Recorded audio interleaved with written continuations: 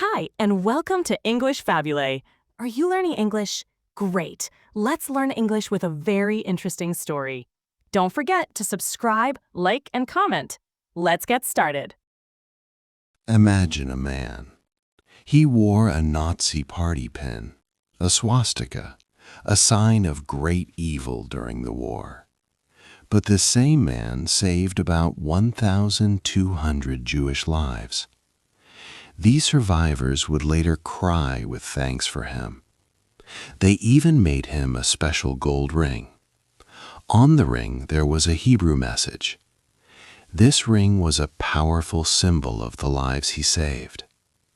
How this ring was made and where the gold came from is a story we will tell later. It is a story of great sacrifice.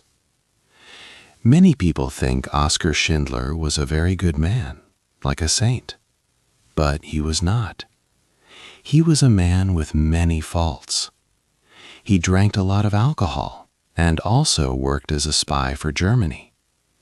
But strange as it sounds, these very things helped him in the war. They made him the perfect hero for that very difficult time. You will discover the exact moment his heart changed. You will see when he stopped thinking only about money and started caring deeply about people. Before Oskar Schindler saved a single life, he first came to Poland with a very different plan. He only wanted to become rich for himself. 2. A spy and a drinker. Oskar Schindler was born in Zwickau, a town in Moravia, in 1908. His father owned a farm machine business. Oskar went to school, but he was not a good student.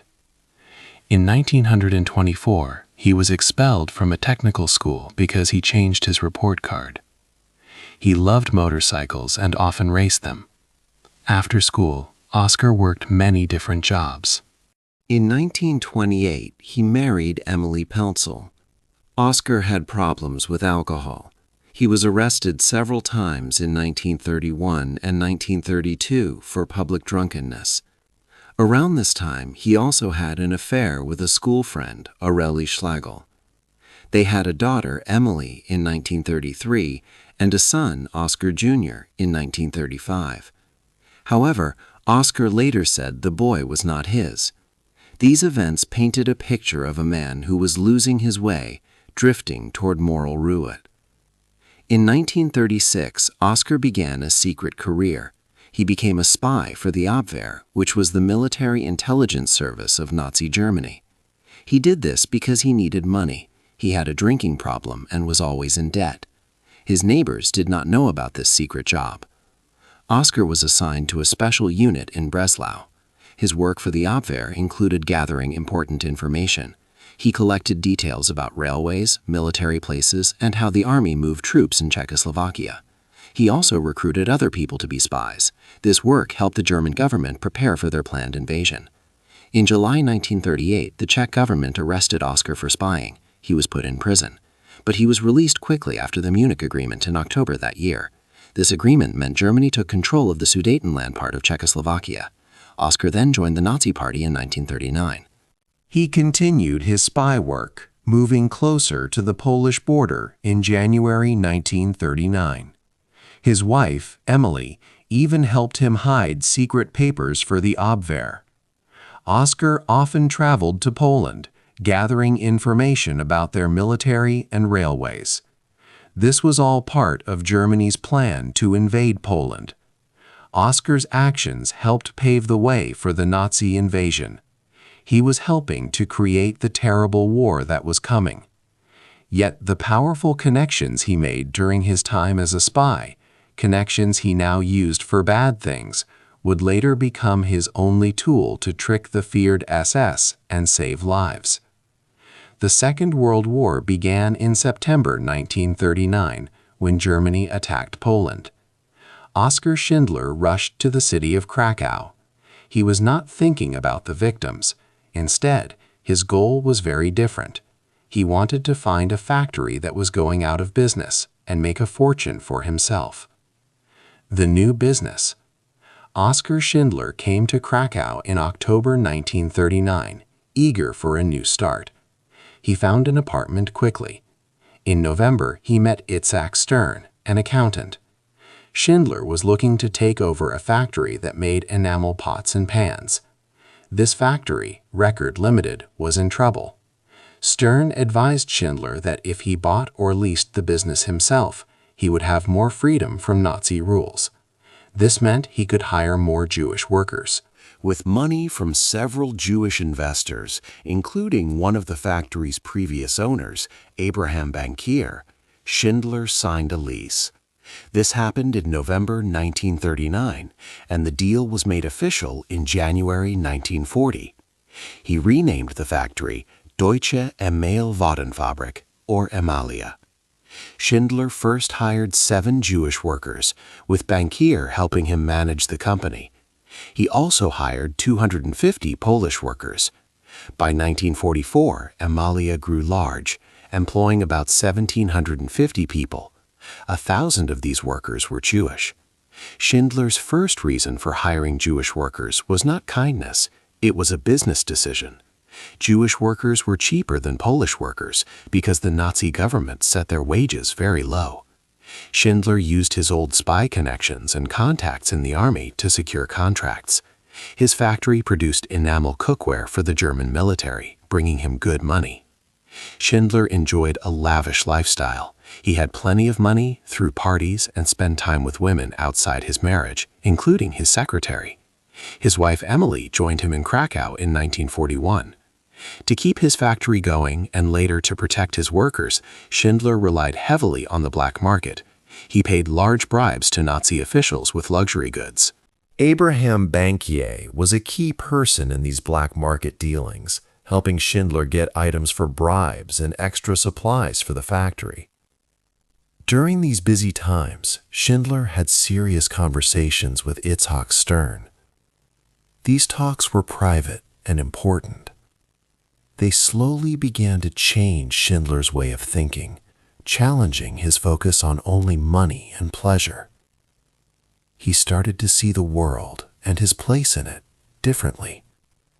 Business was booming, and Schindler was becoming very rich.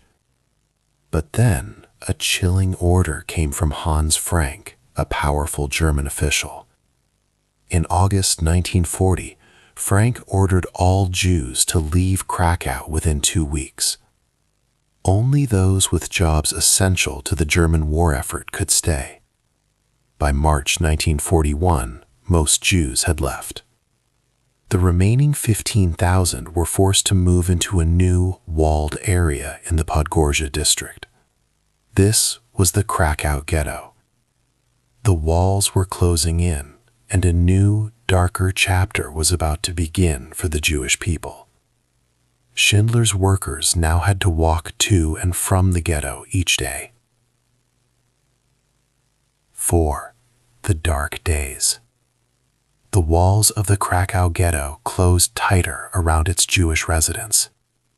Then came the terrible order from Governor General Hans Frank. Many Jews had already left or were sent away. By March 1941, only 15,000 remained. They were forced into a smaller, walled area in the Podgorza district. Schindler's workers walked from this ghetto to his factory every day. Each journey was a stark reminder of their shrinking world and the increasing danger. But worse was to come. In autumn of 1941, the Nazis began transporting Jews out of the ghetto. Most were sent to death camps like Belzec, where they were murdered. On March 13, 1943, the ghetto was violently emptied. This was known as the liquidation. Thousands not strong enough for labor were killed on the spot or sent to extermination camps. Hundreds more were shot in the streets as the Nazis cleared the area. Schindler, thanks to his military contacts, knew about these horrifying plans. He had his Jewish workers stay at the factory overnight to protect them from the immediate danger. From a hill overlooking the ghetto, Oskar Schindler witnessed the full horror of the liquidation. He saw the brutality, the fear, and the systematic murder of innocent people. This terrible sight deeply shocked him. It was a pivotal moment. Before this day, he had thought mostly about money and personal success. But seeing this extreme violence, his allegiance to the Nazi Party shattered. He felt a profound change within himself. From that moment, his focus shifted from making profit to saving lives. The time for easy business deals and lavish parties was over. This was now a desperate fight for survival against pure evil. All the remaining Jewish workers, including Schindler's employees, were forced to move to a new dreadful place, the Plaszow concentration camp. This camp was located about 2.5 kilometers from his factory. Life there was filled with constant terror. The guards were known for their extreme cruelty, and inmates lived in continuous fear for their lives. The workers faced relentless brutality, harsh labor, and the ever-present threat of random execution. Schindler had made many powerful connections through his past as a spy and his business dealings. These connections, which he had previously used for his own gain, would now be tested in ways he could not have imagined. His ability to talk to powerful Nazi officials, to make deals, and to find ways around the strict rules would become vital tools in the days ahead. But first, he had to face the new commander of Plaszow. This man was SS Hauptsturmführer Amon Goeth. Goeth was a sadist, notorious for shooting prisoners at random. He was so cruel that even other SS officers feared him. The workers from Schindler's factory were now under the power of a new, very dangerous man, Amon Goeth. Goeth was the commandant of the Plaszow concentration camp. He was a very cruel man who often shot prisoners for no reason. People in Plaszow lived in great fear every day. Even Emilia Schindler, Oskar's wife, said Goeth was the worst person she had ever met. Goeth had a plan. He wanted all factories, including Schindler's, to move inside the camp. This would make the Jewish workers even more unsafe. But Oskar Schindler was clever. He used his skills in talking, praising, and giving money to Goeth. He gave large amounts of money and gifts that he bought on the black market. These gifts were luxury items that were hard to find during the war. Schindler did this to keep his workers safe. He even managed to stop his factory from moving into the main camp. More than that, Schindler convinced Goeth to let him build a special, smaller camp right next to his factory, Emilia. Schindler paid for this new camp himself. Here, his 1,000 workers and 450 other Jewish people from nearby factories could live. In this subcamp, they were much safer from random killings. They received better food and housing. They could even follow their religious customs. Schindler had to spend vast sums of money on these bribes. He bought many expensive things to give to Nazi officials, especially to Goeth. This was the only way to protect his workers from being sent to death camps. His friend Abraham Bankier helped him find these black market goods. Schindler's parties with Goeth were strange. They drank together, but Schindler used these times to talk to Goeth. He would often flatter Goeth and then argue for his workers' lives. Sometimes he would claim that even sick or old workers were vital for the factory's war production. He once told how 2 drunk Gestapo officers left his office without their prisoners after he had persuaded them. But the war was turning bad for Germany. News came from Berlin. All factories not directly helping the war effort must close. Everyone, including Schindler's workers, would be sent to Auschwitz, a terrible death camp. Schindler knew this was the end, unless he could think of something truly impossible. He had one last desperate idea, but it would need a very special list. 6. Saving the workers. The command from Berlin was clear: close all Jewish factories and send the workers to Auschwitz. It was a death sentence. But Oskar Schindler refused to let his workers go. He had one last incredibly risky plan: to move his entire factory and all his Jewish employees to a new, safer location. For this, he needed a list. This was no ordinary list. It was a list of lives. Itzhak Stern, Schindler's loyal accountant, worked with extreme speed. He partnered with Marcel Goldberg, a Jewish ghetto police officer, and Metek Pemper, Amengoth's secretary. Together, they started to put names on paper. The atmosphere was frantic, a desperate race against time. They typed and wrote, knowing each name added was a small victory against certain death. There was no calm bureaucracy here, only the urgent effort to save as many souls as possible. 1,200 names were carefully placed on this life-saving document, becoming known as Schindler's List. In October of 1944, the journey began. 700 men, whose names were on the precious list, boarded a train.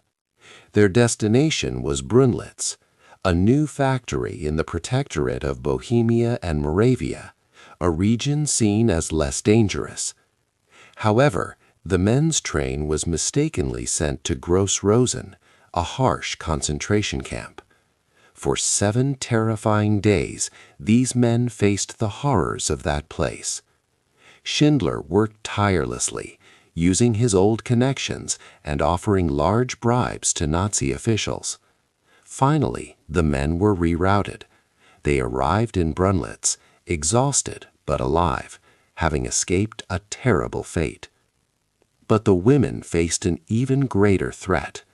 The 300 female workers on Schindler's List were sent to Auschwitz, the most infamous of all extermination camps. There, the gas chambers awaited. For weeks, their lives hung by a thread. Schindler's usual ways of bribing and negotiating failed. He had to act quickly and daringly. In a desperate gamble, Schindler sent his secretary, Hilda Albrecht, directly to Auschwitz. She carried a suitcase full of valuable black market goods, much-needed food, and sparkling diamonds. It was an enormous risk, but Schindler hoped these bribes would be enough. After several agonizing weeks filled with fear and uncertainty, the bribes worked. The women were released from Auschwitz. They were then transported to Brunlitz, joining the men and breathing a collective sigh of relief. The new factory in Brunlitz was enormous, but it was largely a shell.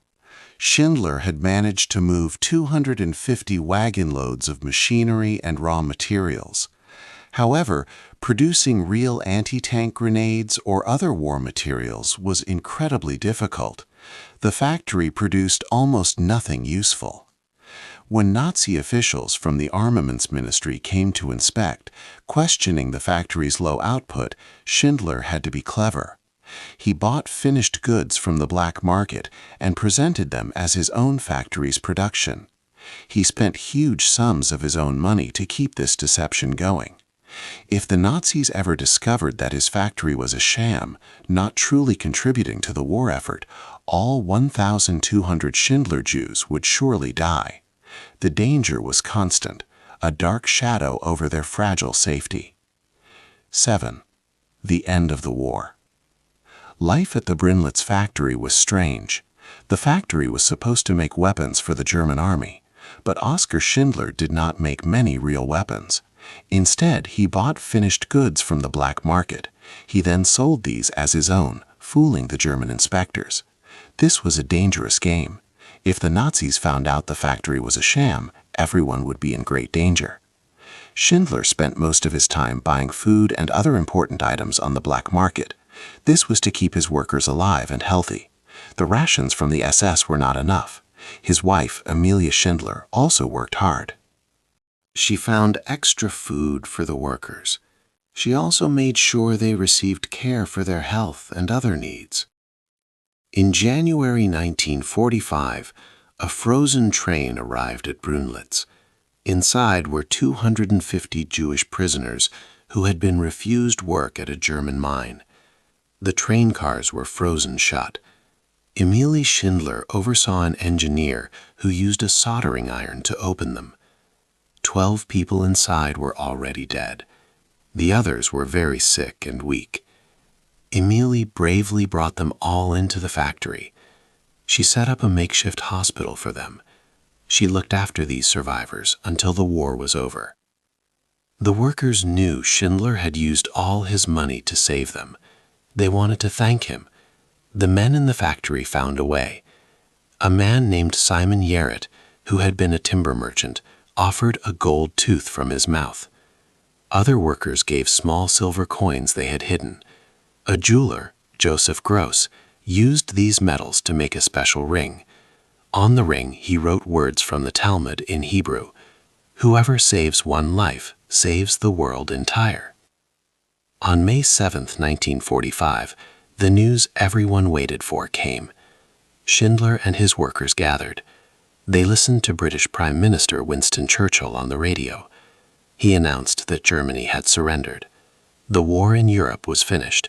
The workers were finally free. But Oskar Schindler was a member of the Nazi Party and a former spy. He was now a wanted war criminal. He had to flee into the night to escape. 8. A hero without money. After the war ended, Oskar Schindler had to leave quickly. He was a member of the Nazi Party, and he could be arrested. With his wife, Emily, he tried to reach American lines in their car. But Soviet soldiers took their car and even a hidden diamond. They walked and traveled by train until they reached safety with the Americans. Then they moved to Bavaria in Germany. Schindler had spent all his money. He used it for bribes and to buy food and supplies for his Jewish workers. He was now poor. He got some help from Jewish groups. In 1949, Oskar and Emily moved to Argentina. He tried to start new businesses there. First, he raised chickens. Then he tried raising small animals called nutria for their fur. But both businesses failed. In 1958, he left his wife and went back to Germany. There he started a cement factory, but it also failed. It was a sad irony. The man who saved so many lives during the war could not succeed in peacetime. He went bankrupt in 1963 and had a heart attack a year later. Oskar Schindler lived with help from the Schindler Jews, the people he saved. They sent him money from all over the world. His story was mostly unknown for many years, but decades later, in 1980, a writer named Thomas Keneally met one of the Schindler Jews, Poldek Pfefferberg, in a luggage store. This meeting led to Keneally writing a book, and later a famous film, telling Schindler's story to the world. Oskar Schindler received important honors for his actions. In 1962, a tree was planted for him in Jerusalem. In 1966, Germany gave him a special award. He died in 1974 and was buried in Jerusalem on Mount Zion. He was one of the few former Nazi Party members to be honored in such a special way. He died without money, but he had earned the highest respect. Hey there! Just a second before you go. If you learned something new today, please give this video a like, write your thoughts in the comments, and subscribe to the channel. It only takes a second, and it really, really helps to create even better English videos for you. Your support means the world. Thank you.